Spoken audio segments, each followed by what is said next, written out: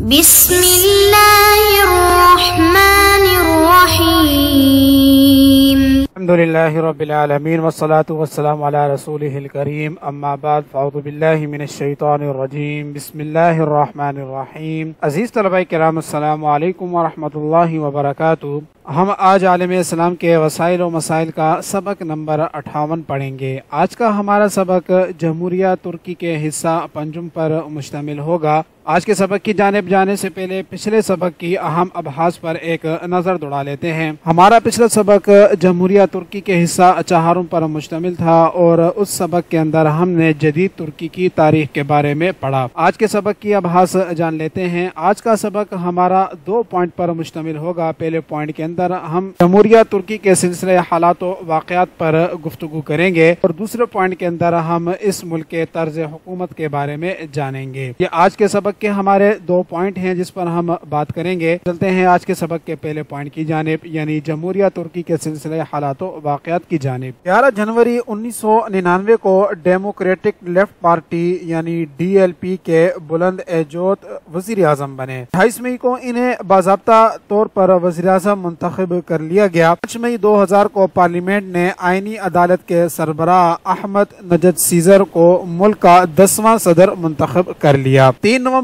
2002 کو عام انتخابات منعقد ہوئے جس میں اسلام پسند بھاری اکثریت سے کامیاب ہوئے۔ تشکیل شدہ جماعت جسٹس اینڈ ڈیولپمنٹ پارٹی نے سبقت حاصل کر لی، جبکہ سخت گیر اور سیکولر بانی جماعت ریپبلکن پارٹی کو صرف 19% ووٹ ملے۔ AKP نے 505 رکنی پارلیمنٹ میں سے 363 نشستیں حاصل کر لیں۔ 19 نومبر کو AKP کے نائب چیئرمین عبداللہ گل نے وزیر اعظم کا عہدہ سنبھالا۔ 1 جنوری 2003 کو صدر احمد نجد سیزر نے آئین میں ترمیم کی منظوری دی کے تحت اسلام پسند رہنما اور AKP کے سربراہ طیب اردوغان کے وزیر اعظم بننے کی راہ ہموار ہو گئی۔ 11 مارچ کو عبداللہ گل مستعفی ہو گئے اور طیب اردوغان نے وزیر اعظم کا منصب سنبھالا۔ عبداللہ کو نائب وزیر اعظم اور وزیر خارجہ کا عہدہ دیا گیا۔ 9 نومبر کو استنبول میں یہودیوں کی عبادت گاہوں پر خودکش حملوں میں 24 افراد ہلاک اور سینکڑوں زخمی ہو گئے۔ 1 جنوری 2005 کو نئی کرنسی نیو لیرائل رائج کر دی گئی۔ نیا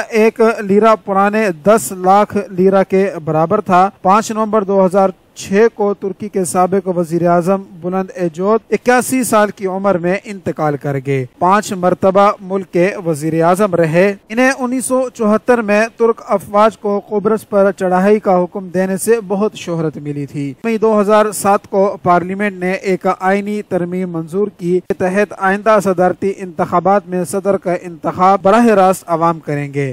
اس کے علاوہ صدر کے عہدے کی میعاد 7 سال کے بجائے 5 سال کر دی گئی۔ 28 اگست 2007 کو ترکی کے 11ویں صدر کے انتخاب کے تیسرے مرحلے میں 6 سالہ تجربہ کار سیاستدان وزیر خارجہ عبداللہ گل 550 ارکان پر مشتمل پارلیمنٹ سے 341 ووٹ لے کر صدر جمہوریہ منتخب ہو گئے۔ 8 جنوری 2008 کو انہوں نے امریکہ کا پہلا دورہ کیا۔ اس موقع پر صدر بش نے بیان دیا کہ امریکہ ترکی کی یورپی یونین میں شمولیت کی بھرپور حمایت کرتا ہے۔ 24 ستمبر 2009 کو سلطنت عثمانیہ کے آخری جانشین ارطغرل عثمان 92 سال کی عمر میں انتقال کر گئے۔ وہ آخری سلطان عبدالحمید دوم کے پوتے تھے۔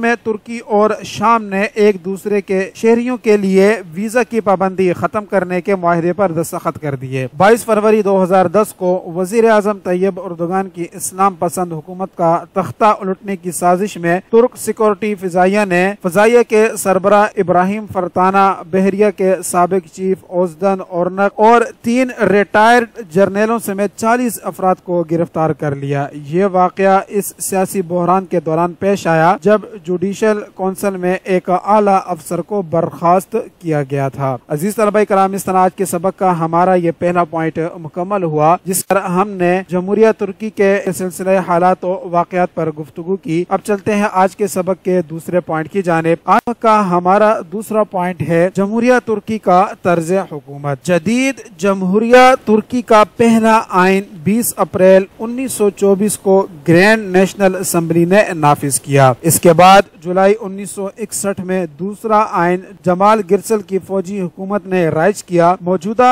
आइन 9 नवंबर 1982 को कौमी रेफरेंडम के बाद नाफिज किया गया। इस आइन के तहत तुर्की एक आजाद, खुद मुख्तार व सेकुलर जमहूरिया है, जहाँ मगरबी तर्ज का पार्लिमानी जमहूरी निज़ाम हुकूमत कायम है। सदर रियासत का सरबराह मुमलिकत और मुसल्ला अफवाज का सुप्रीम कमांडर इन चीफ है। सूबों के गवर्नर्स और अदलिया के जजों को सदर नामजद करता है। पहले सदर को पार्लियामेंट के जरिए 7 साल के लिए मुंतखब किया जाता था, अब सदर अवामी वोटों से मुंतखब होता है। वजीर आजम हुकूमत का सरबरा और तमाम इंतजामी इख्तियारात का मालिक यानी के चीफ एग्जीक्यूटिव है। पार्लियामेंट में अक्सरियती पार्टी के लीडर को सदर की जानिब से वजीर आजम नामजद किया जाता है। वजीर आजम पार्लियामेंट की मंजूरी से अपनी काबीना नामजद करता है। कानून साजी का इख्तियार 550 रुकनी पार्लियामेंट यानी के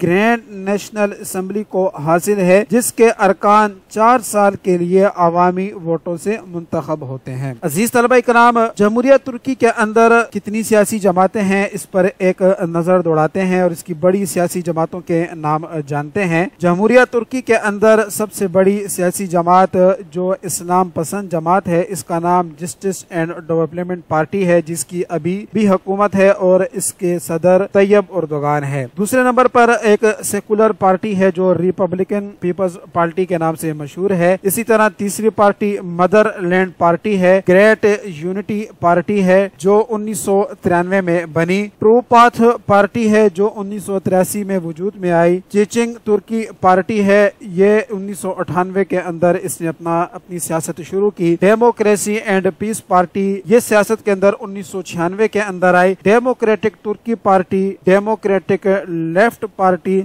ये 1985 के अंदर वजूद में आई। वर्चू पार्टी 1997 के अंदर। पीपल्स डेमोक्रेसी पार्टी, इस पार्टी ने 1994 के अंदर सियासत में हिस्सा लेना शुरू किया। वर्कर्स पार्टी 1992 के अंदर। लिबरल डेमोक्रेटिक पार्टी 1994 के अंदर। नेशनल पार्टी 1992 के अंदर ये वजूद में आई। नेशनलिस्ट एक्शन पार्टी ये 1983 से काम कर रही है। फ्रीडम एंड सॉलिडरिटी पार्टी ये 1996 से सियासत के अंदर है। न्यू पार्टी ये 1993 के अंदर से है। कुर्दिस्तान वर्कर्स पार्टी ये 1984 से काम कर रही है। और तुर्की की आखिरी पार्टी अवामी इनकलाबी लिबरेशन पार्टी है जो 1996 से सियासत के अंदर अपना रोल अदा कर रही है। तो अजीज तलबा कराम, ये इस मुल्क की बड़ी सियासी जमातें थी कि जिसके ऊपर हमने नजर दौड़ाई। अब जानते हैं कि तुर्की के अंदर कितने सुदूर आए और इनका दौर हुकूमत क्या रहा। याद रहे कि हम ये जदीद तुर्की के सुदूर के बारे में बात कर रहे हैं, खिलाफत उस्मानी के सलातीन के बारे में बात नहीं कर रहे। जदीद तुर्की के पहले सदर मुस्तफा कमाल अतातुर्क थे जो 29 अक्टूबर 1923 था 10 नवंबर 1938 तक जदीद तुर्की के सदर रहे। दूसरे नंबर पर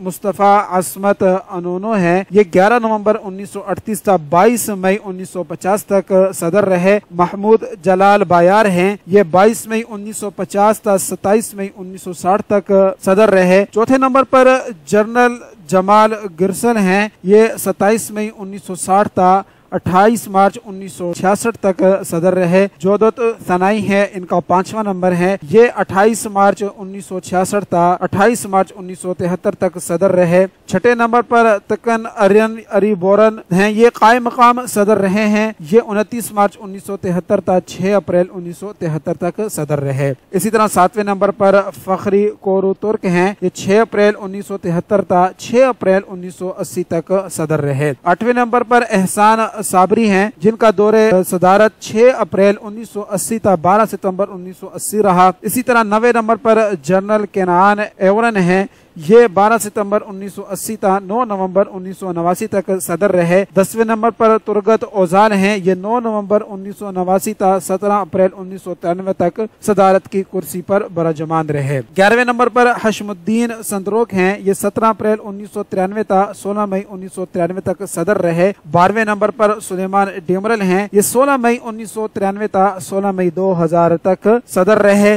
इसी तरह 13वें नंबर पर अहमद नजद सीजर हैं जो 16 मई 2000 तक 28 अगस्त 2007 तक सदर रहे। 14वें नंबर पर अब्दुल्ला गुल हैं जो 28 अगस्त 2007 से सदर रहे और तुर्की के मौजूदा सदर तैयब उर्दोगान हैं। तो अजीज तलबा कराम, इस तरह आज के सबक का हमारा ये दूसरा पॉइंट भी मुकम्मल हुआ, जिसके अंदर हमने इस मुल्क के यानी जदीद तुर्की के तर्ज हुकूमत पर बात की। इस पॉइंट के मुकम्मल होने के साथ ही हमारा आज का सबक भी मुकम्मल होता है। इसके सबक का खुलासा जान लेते हैं। आज के सबक के अंदर हमने 2 पॉइंट्स पर गुफ्तगू की।